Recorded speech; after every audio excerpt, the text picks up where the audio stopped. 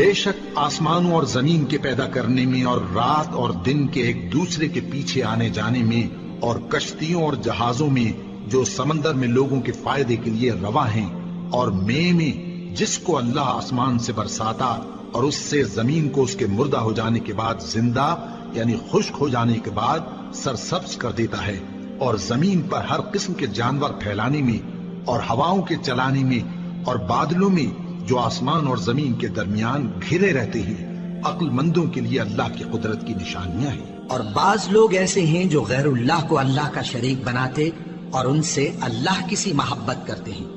لیکن جو ایمان والے ہیں وہ تو اللہ ہی کے سب سے زیادہ دوستدار ہیں۔ اور اے کاش ظالم لوگ جو بات عذاب کے وقت دیکھیں گے اب دیکھ لیتے کہ سب طرح کی طاقت اللہ ہی کو ہے اور یہ کہ اللہ سخت عذاب کرنے والا ہے۔ اس دن کفر کے پیشوا اپنے پیروں سے بیزاری ظاہر کریں گے اور دونوں عذاب الہی دیکھ لیں گے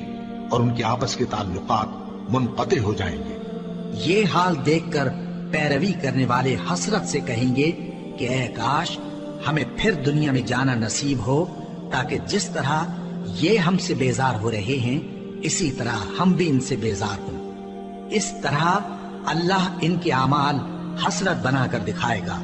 اور وہ دوزخ سے نکل نہیں سکیں گے۔ لوگو جو چیزیں زمین میں حلال طیب ہیں وہ کھاؤ اور شیطان کے قدموں پر نہ چلو، وہ تمہارا کھلا دشمن ہے۔ وہ تو تم کو برائی اور بے حیائی ہی کے کام کرنے کو کہتا ہے اور یہ بھی کہ اللہ کی نسبت ایسی باتیں کہو جن کا تمہیں کچھ بھی علم نہیں۔